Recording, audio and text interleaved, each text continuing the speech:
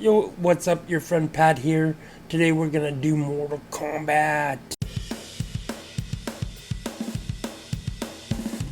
It has begun. Mortal Kombat, the video game that became movies, comics, and animated series. It's more popular now than when I was playing the original game in the arcades. So I'll be checking out the movies, the recent animated movie, the web series, and the 90s TV show. Yeah, there was a 90s TV show. All this is to prepare for my future review of Battle for the Realms that will come next week. I'll be sure to add it on Letterboxd, so be sure to join me on there. I'm having a blast on that site. Before we do this, let's remind us the ground rules for my ranked and review series. 1. These are only my opinions, so let me know your ranking in the comments. My ranking may change over time. It depends on how I feel. I update my ranking on Letterboxd. I try to stick with releases in theaters when possible. I am not including crossovers or versus movies. And that being said, let's get the show started. Mortal Kombat Conquest. This 90s series is watchable. Kind of reminds me of shows like Xena and Hercules, but with a smaller budget. The new characters aren't bad, but the costumes are horrible. Ermac looks like his ninja outfit is a sleeping bag. I'm not even kidding. Noob Saibot looks really horrible in this movie. Kinda looks like the dollar store version of the Gimp in Pulp Fiction. With a little more money, this could have been a great Mortal Kombat show. Mortal Kombat 2021. I have so many issues with this movie. The characters are either hit or miss. The fight scenes as well are hit or miss. Why did they choose to fight Goro in the driveway when they had the pit? They had the pit. I have a more detailed review that I will put in the link in the description. But for me, this movie is really deceiving.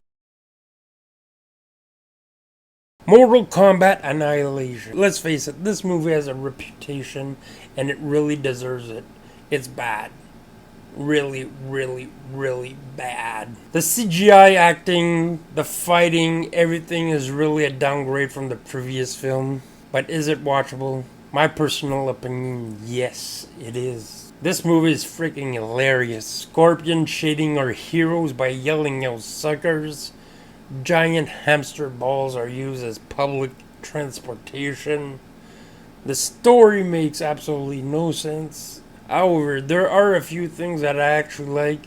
The character of Jax has the best growth in the movie. I tell you, I'm a huge fan of Jax in this one. The actress who played Sonya Blade is great.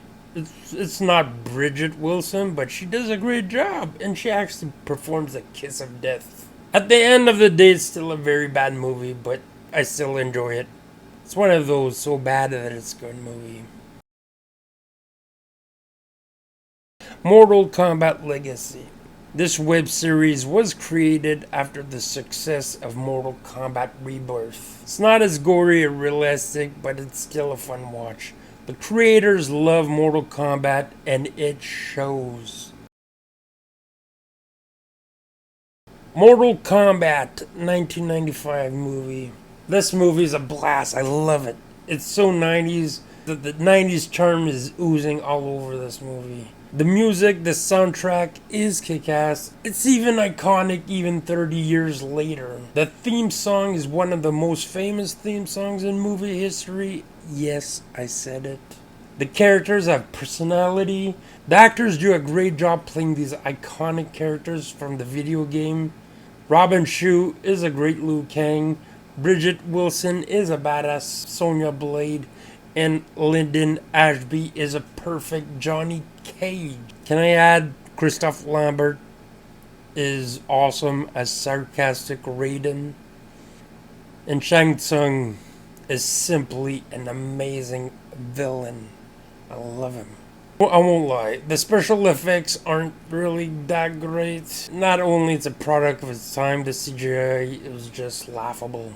Definitely looks like an old school 3D video game. However, the practical suit for Goro is freaking awesome. He lacks mobility, but I still love the fact that he's really there with the actors. This movie is just fun. The fight scenes are cool, and at least you can see something. And the general feel of the movie is awesome. It probably lacks an R rating, but personally, the other aspects really compensate for.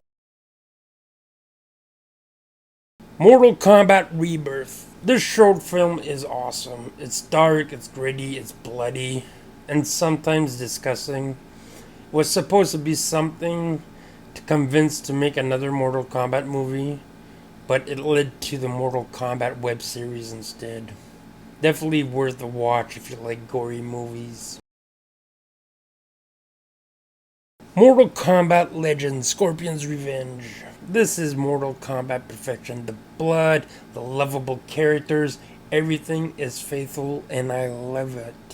So that's all for my Mortal Kombat ranking. Hope you liked it, had fun doing it. Thank you for watching. If you like this, please share it to yourself and others.